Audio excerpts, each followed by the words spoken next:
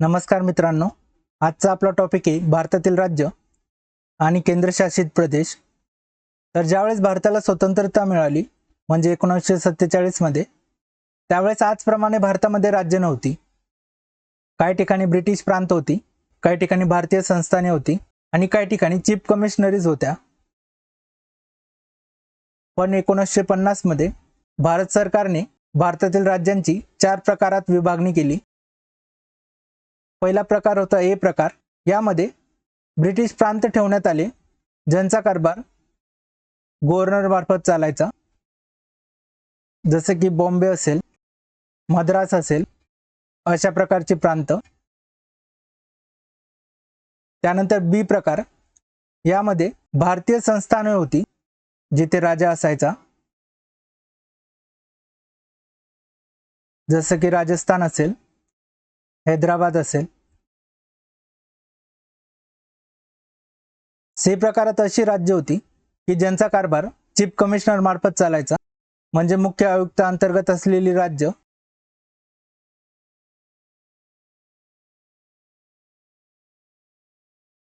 उदाहरणार्थ अजमेर असेल, भोपाळ असेल, अशा प्रकारचे। त्यानंतर चौथा प्रकार होता डी प्रकार। यामध्ये एकच होतं, अंदमान आणि निकोबार बेटे।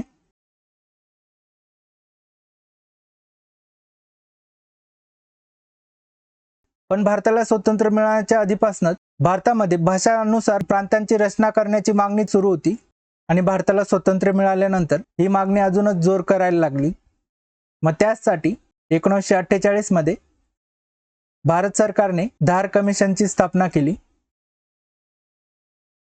आणि या कमिशनने ज्यावेळेस आपली रिपोर्ट सादर केली, त्या रिपोर्टमध्ये भाषानुसार प्रांतांची रचना करणे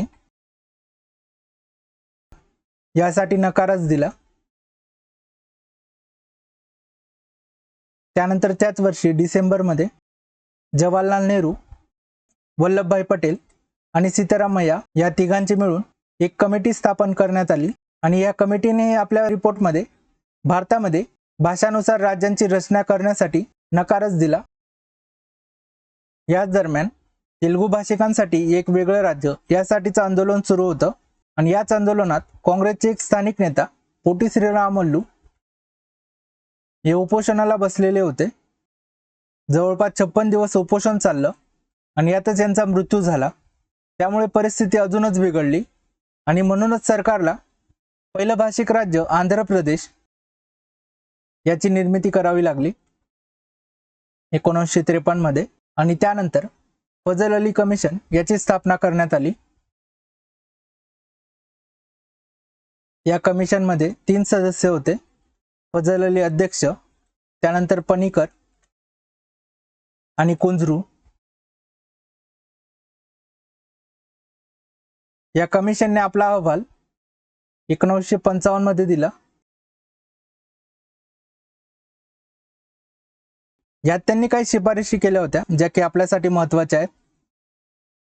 तर या कमिशनने भाषावर आधारित राज्यासाठी मान्यता दिली।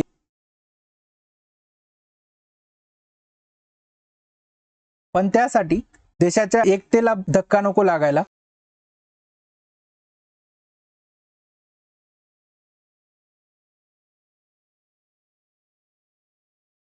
त्यानंतर 4 भागांमध्ये राज्यांची विभागणी केली होती, ABCD।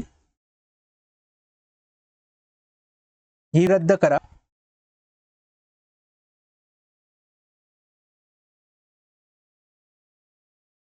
नवीन राज्याची रचना करण्यासाठी भाषा, कॉमन संस्कृती, प्रशासकीय सोय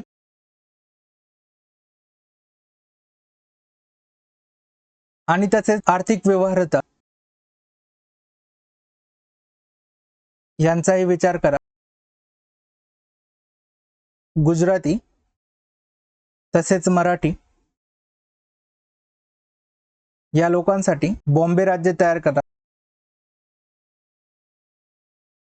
तर या साऱ्या महत्त्वाच्या शिफारशी कमिशनने केल्या होत्या आणि यानंतर भारत सरकारने 1956 मध्ये राज्य पुनर्रचना कायदा तयार केला।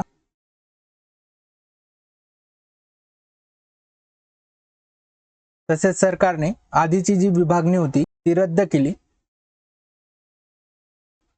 आणि काही राज्यांची पुनर्रचना करून 14 राज्य आणि 6 केंद्रशासित प्रदेश तयार केले.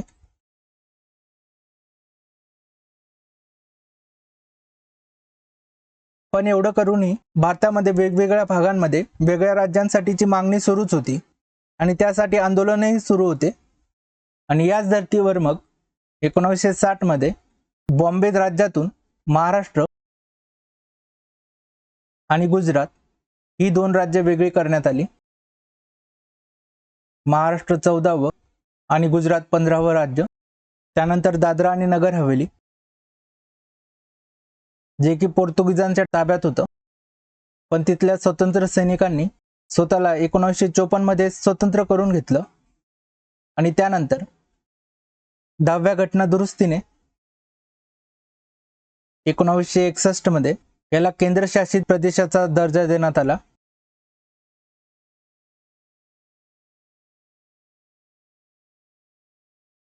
यानंतर गोवा आणि दमण दीव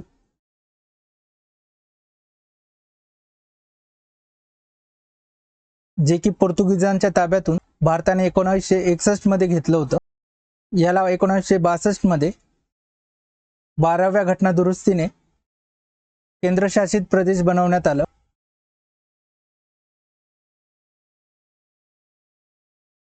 आणि याच वर्षी पुडुचेरी, जिच्यात माहे, करायकल आणि येनमेत हे फ्रेंचच्या ताब्यातून भारताने 1954 मध्ये घेतलं होतं. यालाही 14व्या घटना दुरुस्तीने केंद्रशासित प्रदेश बनवण्यात आला. त्यानंतर 1963 मध्ये नॉर्थ ईस्ट साइडला नागा हिल्स आणि त्युनसांग जिल्हा मिळून नागालँड हे भारताचं 16वं राज्य तयार करण्यात आलं.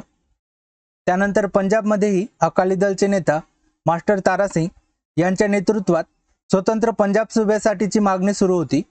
यासाठी 1966 मध्ये शाह कमिशनची स्थापना करण्यात आली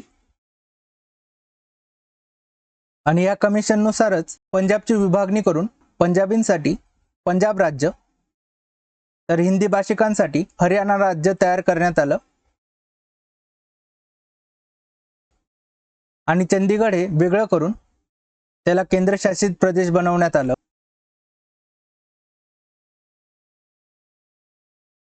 तर अशा प्रकारे भारताचं 17वं राज्य हरियाणा तयार झालं. पंजाबचाच डोंगरी भाग त्यावेळेस केंद्रशासित प्रदेश असणाऱ्या हिमाचल प्रदेशला जोडण्यात आला.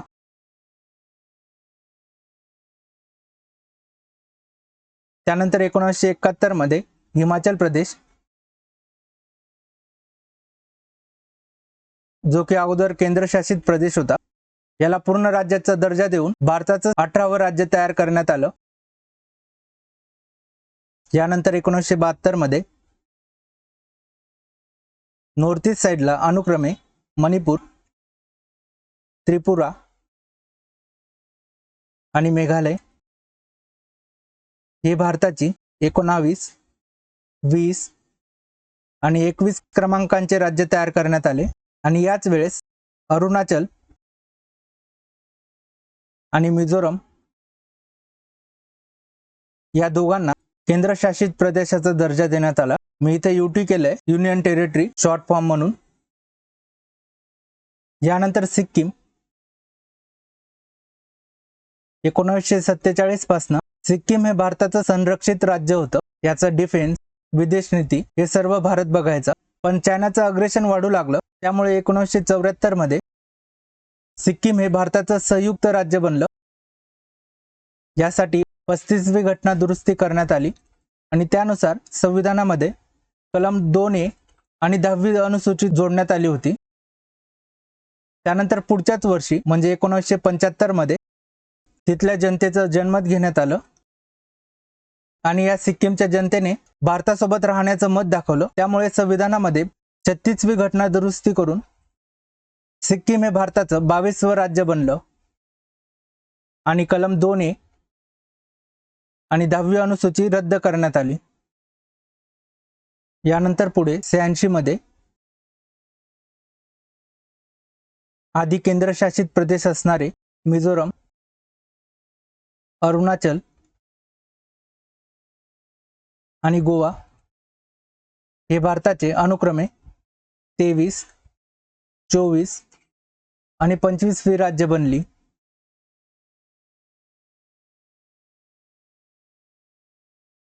यानंतर 2000 सालामध्ये उत्तर प्रदेशमधनं उत्तराखंड, मध्य प्रदेशमधनं छत्तीसगड आणि बिहारमधनं झारखंड हे भारताचे अनुक्रमे 26वे, 27वे आणि 28वे राज्य बनले. यानंतर 2014 मध्ये आंध्र प्रदेशमधनं वेगळं करून तेलंगणा राज्य हे भारताचं 29वं राज्य बनवण्यात आलं. आणि यानंतर 2019 मध्ये कलम 370 काढण्यात आला होता.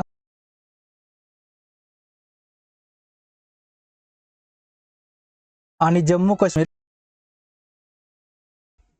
याआधी जे राज्य होतं त्याचे 2 भाग करून लडाख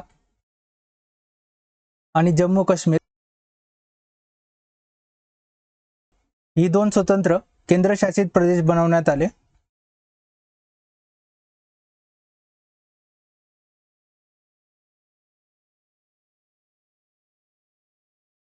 त्यानंतर लेटेस्ट 20 मध्ये दादरा नगर हवेली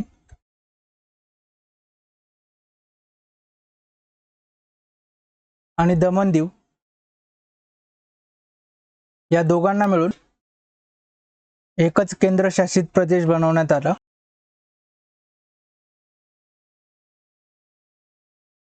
तर अशा प्रकारे आपण नवीन तयार झालेले सर्व राज्य बघितली. आय होप तुम्हाला आजचं लेक्चर समजलं असेल.